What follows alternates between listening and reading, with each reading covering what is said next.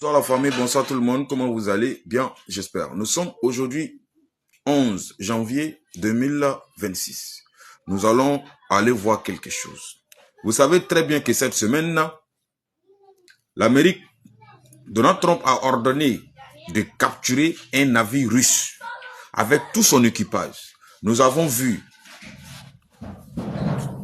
tous les médias propagandistes ont véhiculé l'information. Alors, la Russie a capturé 12 pétroliers américains et européens. 12 pétroliers américains et européens.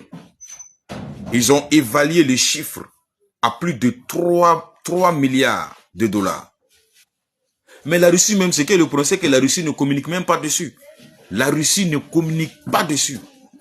Et ce sont les mêmes médias encore impérialistes qui viennent parler de ça, mais de façon banale. Ils veulent banaliser la situation. Or, l'Amérique avait pris un seul navire. Là même que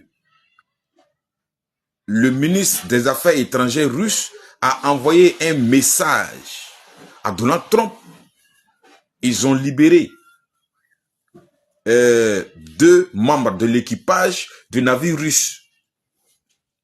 Mais c'est que la Russie a demandé la libération immédiate du navire avec ce qu'il transporte. Mais si vous regardez, ils ont menti au départ. Parce qu'eux-mêmes, ils ont dit que c'est un navire russe. Lorsque le ministre des Affaires étrangères de la Russie a envoyé la lettre, puisqu'il y avait des menaces à l'intérieur, ils sont sortis encore, ils ont dit non, que c'est pas un navire russe, parce que non, ils ont essayé de mettre un drapeau russe pour pouvoir échapper au contrôle. Mais maintenant, les 2 membres de l'équipage russe que vous avez libérés et vous-même vous avez donné information là, ils sont quittés où? Or, vous avez dit que le navire n'est pas russe, mais vous libérez quand même 2 membres de l'équipage qui est russe.